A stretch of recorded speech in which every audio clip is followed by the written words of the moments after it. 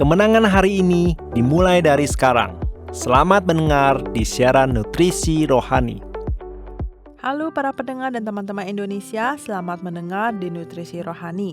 Hari ini saya ingin berbagi dengan Anda topik efek semut malas.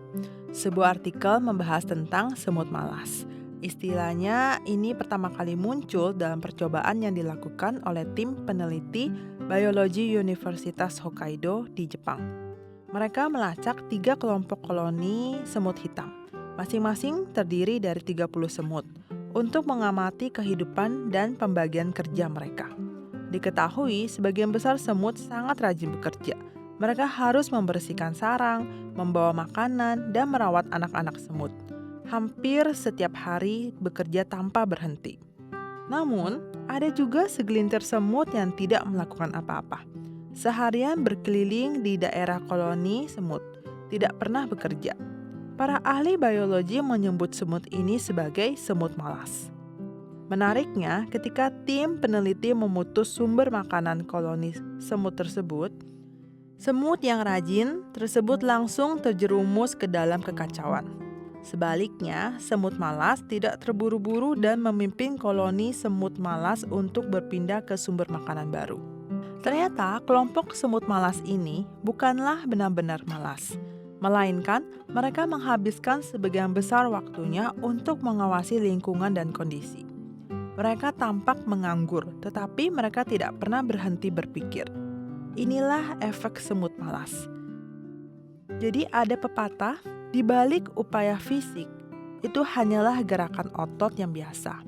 Walaupun kelihatan seperti ketekunan yang rajin, tetapi sebenarnya itu adalah kemalasan otak. Artikel tersebut menulis bahwa kesenjangan terbesar antara manusia bukanlah derajatnya dalam berusaha, tapi kedalaman pemikiran. Tanpa pemikiran yang mendalam, segala ketekunan akan sia-sia. Kadang-kadang Anda akan dilumpuhkan oleh upaya ceroboh Anda sendiri, dan secara bodoh menafsirkan ketekunan sebagai bekerja sampai larut malam setiap hari. Tetapi mengabaikan otak untuk berpikir strategis terlebih dahulu.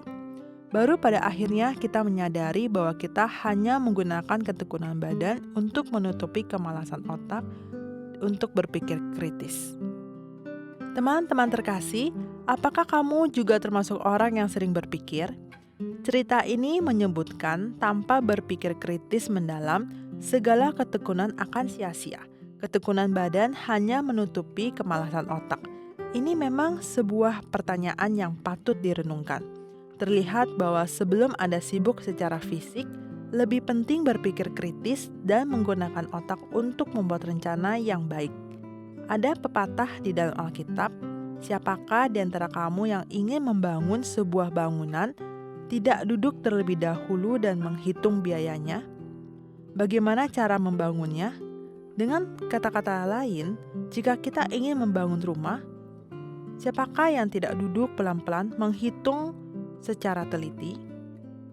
Menghitung dengan cermat pengeluaran dan berbagai biaya untuk melihat apakah bisa diselesaikan sebelum kita membangun.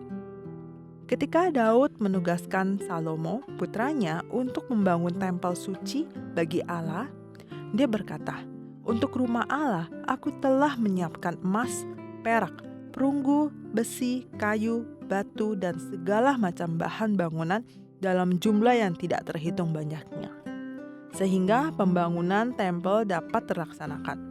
Tidak sulit untuk melihat bahwa Daud adalah orang yang memiliki rencana dan pandangan ke depan. Dia tahu berapa banyak bahan dan tenaga yang dibutuhkan untuk membangun tempel suci. Dan dia masih bekerja keras untuk mempersiapkan bahkan dalam menghadapi kesulitan menyelesaikan pembangunan tempel itu. Teman-teman terkasih, jika ingin sukses, Anda harus membuat rencana yang matang terlebih dahulu. Seseorang yang memiliki rencana dan tahu cara berpikir akan memiliki arah yang jelas untuk maju ke depan, dan dia tidak akan sibuk dengan sia-sia. Hari ini, mari kita bersama-sama melihat kehidupan kita dan berdoa kepada Tuhan, memohon hikmah untuk maju ke depan. Dengan cara ini, Anda akan yakin dengan masa depan Anda dan bisa selangkah demi selangkah terus bergerak maju menuju masa depan indah yang dijanjikan Tuhan. Rancangan orang rajin semata-mata mendatangkan kelimpahan, tetapi setiap orang yang tergesa-gesa hanya akan mengalami kekurangan.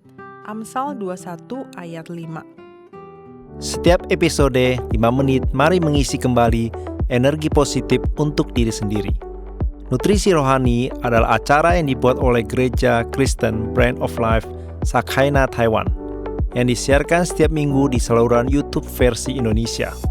Disiarkan kepada Anda yang sibuk dalam kehidupan sehari-hari supaya bisa mendapatkan dukungan spiritual untuk pulihkan semangat Anda. Anda juga bisa berbagi saluran YouTube kepada teman dan keluarga Anda, sehingga mereka juga bisa mendengarkannya. Untuk mendengar lebih banyak topik-topik yang menarik, silakan cari Nutrisi Rohani di saluran YouTube, dan Anda juga dapat meninggalkan pesan kepada kami di bagian komentar, sehingga kami bisa saling berdiskusi dan memberi dukungan dan kekuatan positif. Kalau Anda merasa video ini bermanfaat buat Anda, jangan lupa klik like dan tekan tombol lonceng untuk subscribe acara ini. Terima kasih dan sampai jumpa.